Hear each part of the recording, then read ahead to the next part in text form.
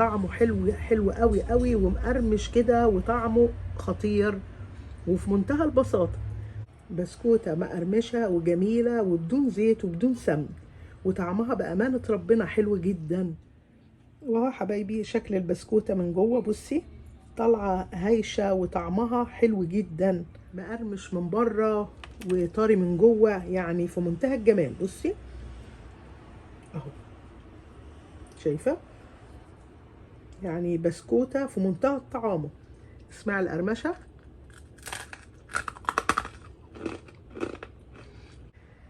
اهلا بكم اعزائي المشاهدين في قناة مارجو مامز كورنر مع تيتا ميري والاكل الصحي. كل سنة وانتم طيبين يا حبايبي، احنا لسه صايمين صيام العذراء ام النور. النهارده هنعمل بسكوت النشادر مقرمش بدون زيت وبدون سمن، بأمانة ربنا خطير حلو جدا. بصي بسكوتة مقرمشة وطعمها حلو جدا جدا وبدون زيت وبدون سمن. هنعملها ازاي؟ يلا، احنا لسه صايمين صيام العذراء ام النور، وفي ناس كتير ما بتاكلش بالزيت والسمن، فالنهارده هنعمل بسكوت صيامي اقتصادي بدون زيت وبدون سمن، وبسيط وسهل. اوام هتعمليه، مش هتاخدي 10 دقايق. اول حاجه عندنا السكر البودر ده، هناخد نص كوبايه سكر.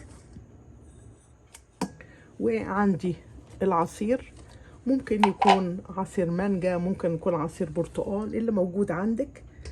هو تقيل بالشكل ده اهو. هناخد نص كوباية عصير بس مركز، يعني معلهوش مية. دلوقتي يا حبايبي في البولة حطينا نص كوباية سكر بودر ونص كوباية اي عصير مكثف عندك. يعني ده منجاية انا عصراها من غير اي مية، اخدت نص كوباية.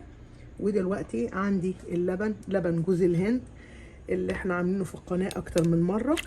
هاخد الوش بتاعه اهو، لما بتعمليه ويقعد في التلاجة بيعمل وش زي كده اهو.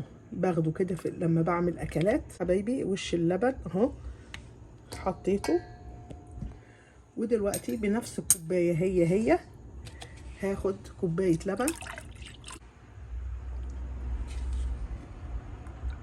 ودلوقتي يا حبايبي بنفس الكوباية هي هناخد كوباية لبن جوز هند.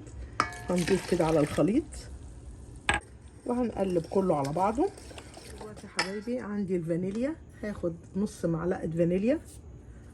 وعندي البيكنج باودر بالمعلقة الصغيرة، هاخد معلقة بيكنج باودر هحطها كده هنخلها.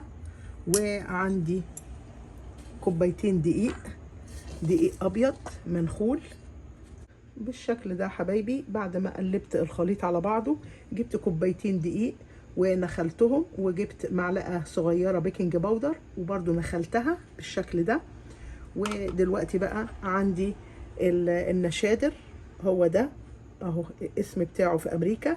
هاخد نص معلقة صغيرة برضو هنخلها. نخلتها حبايبي عشان ما يبقاش فيها اي تكتلات.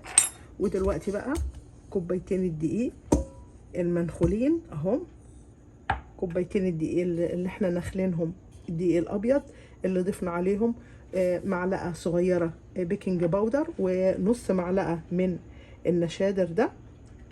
ودلوقتي بقى هنحطهم على الخليط بتاعنا بالشكل ده، وهنلم العجينة بس مش اكتر. ودلوقتي يا حبايبي لميت العجينة بتاعة البسكوت، بس انا حسيت ان البسكوت محتاج سكر، فانا ما استكفتش بالنص كوباية، انا حطيت معلقتين سكر بودر برضو. وهلم العجينة كلها بالشكل ده حبايبي. العجينة لميتها بقت بالشكل ده. انا لاقياها ماهيه. دلوقتي جبت لها نص كوبايه دقيق تاني اهو، دقيق ابيض، وهلم العجينه كلها. والعجينه حبايبي بعد ما حطيت نص كوبايه الدقيق لميتها بس كده اهي، بقت بالشكل ده. ودلوقتي هجيب كيس الحلواني وهحطها فيها. وجبت صينيه، طبعا ما دهنتهاش اي شيء لان احنا مش مستخدمين السمن ولا الزيت، فانا شطفت الصينيه وحطيت عليها ورق الزبده. ودلوقتي هحط وحدات البسكوت ده حبايبي. هنعمل وحدات البسكوت اهو كده، وهعملها كده بالمقص عشان هي ما فيهاش اي دهون اهي كده، واعملها كده. هعمل الوحدات بتاعتي كلها بالشكل ده اهي اهو. مش هتاخدي وقت وهتطلعي احلى واطعم بسكوت صيامي بدون زيت وبدون سمن. كلت البسكوت بالشكل ده اهو. بالشكل ده حبايبي عملت وحدات البسكوت البيتي فور، يعني سميه زي ما تسميه، صيامي بدون زيت وبدون سمن. ودلوقتي حبايبي كمان عملت شكل اهو، بدل ما اعملها مدوره عملتها يعني شكل البسكوته العاديه اهو بالشكل ده. ليكي الحريه ان انت تعملي اي شكل انت حابه. ده شكل تاني. المهم هتنزليه بالقمع بتاع الحلواني زي ما تحبي، هتعملي الاشكال اللي انت حباها اهو. وهنشغل الفرن على درجة حرارة 350، ولما يستوي هطلعهولك احلى واطعم بسكوت مقرمش صيامي بدون زيت ولا سمن. وهو حبايبي البسكوت اللي عملناه مع بعض الصيامي الاقتصادي بدون زيت وبدون سمن، طالع مقرمش وطعمه جميل وبألف هنا. باي باي.